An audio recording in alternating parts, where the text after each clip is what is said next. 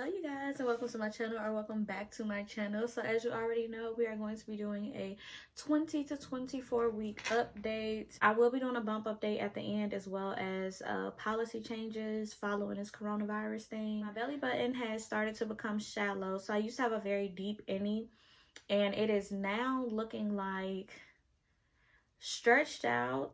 It even feels different. Like you can feel that it's like pushing forward. My face, hips, and butt have spread.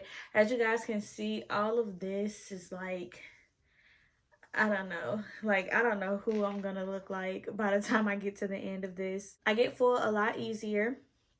However, it's taking forever to digest. As you guys can tell, I'm always out of breath for whatever reason, especially doing like minor activities. Like if I walk up the stairs, I am exhausted, I'm out of breath, I'm winded, I am like breathing so hard. So I have hair and acne all over. It makes no sense. I know you guys can't tell, and that's always the comments that I get, like you can't see the acne in a video, but I promise you, like if you see me in person, you can see like I always break out here, like I start to break out here and on my cheeks. It's a mess.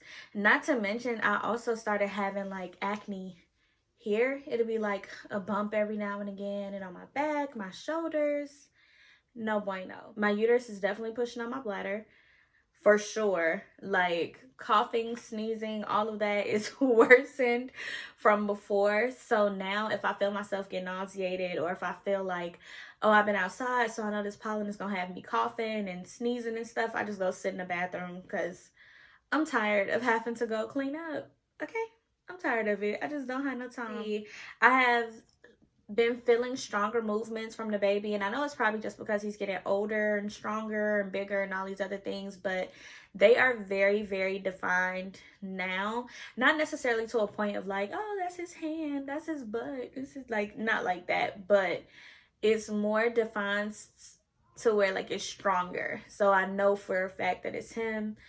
I'm also learning like a schedule with him. Like I know if I eat certain things that he likes, he'll be moving around.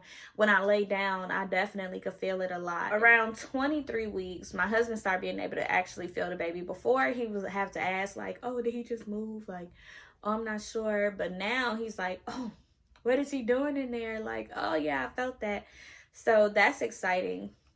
That's like very, very exciting. And we've learned like a schedule with the baby. Like we know that the baby is usually up at 10 in the morning. Like times that I'm sleeping, like maybe 3, he'll be up. And then at like midnight, like those are usually the times that we feel him the most, aside from me eating something that he likes or something that makes him hyper or whatever the case is. But the last symptom is like I started experiencing Braxton Hicks contractions. I was so confused.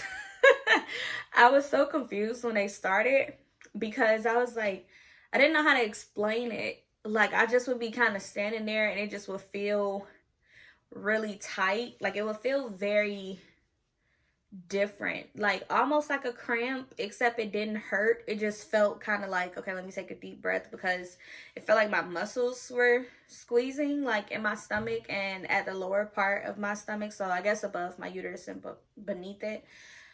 And I didn't really know what it was until I asked some people about it, and I talked to my midwife about it, and it was like, yeah, that's right on time. Like this is the time they're gonna be feeling them, they're gonna get stronger and blah blah blah blah. Like, so yeah.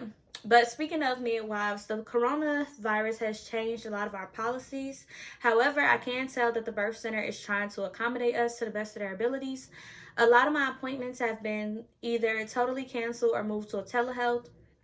We did have a telehealth appointment following our anatomy scan, and I will say that it's just not the same as going into the office. One, because when you go into the office, you get the ability to like hear the baby's heartbeat, ask questions that you may not have asked before. Maybe your care provider will notice something different and check on you and ask about that. I also feel like it's more personal, and I feel like it helps more, especially when you have a lot of questions, or maybe you are afraid to ask a lot of questions.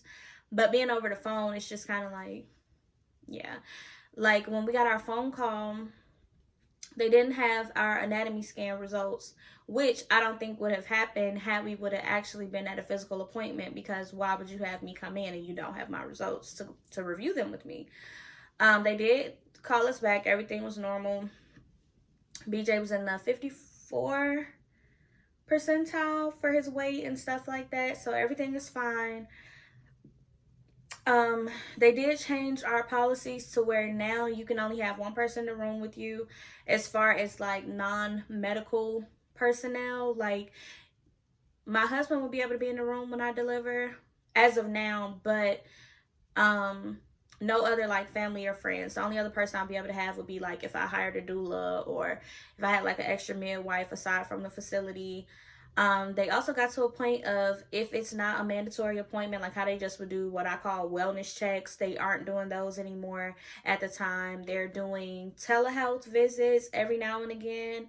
I think mine have been scheduled for like maybe every 4 weeks. They just started this thing called they call it a drive-through appointment, where you can have whoever in the car with you, but you don't get out the car. Like, they come out, I guess they check your vitals or whatever, like listen to baby's heartbeat, whatever the case is. I haven't had one myself yet, but hopefully I don't have to have one. That's the plan.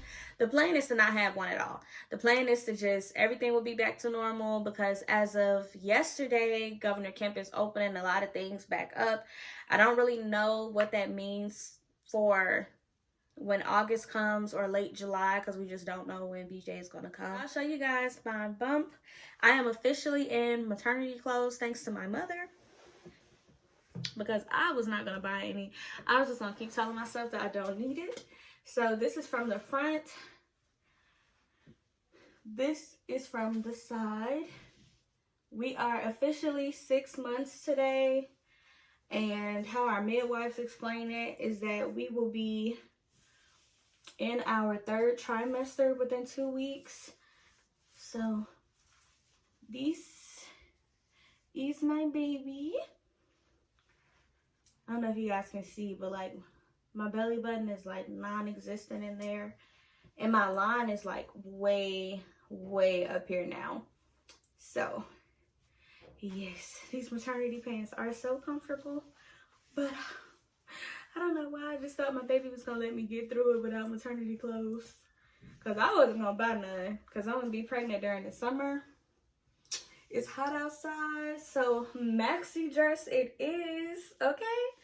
But thank you guys for tuning in. Please give the video a thumbs up, share, subscribe, comment, turn on your post notifications. What else?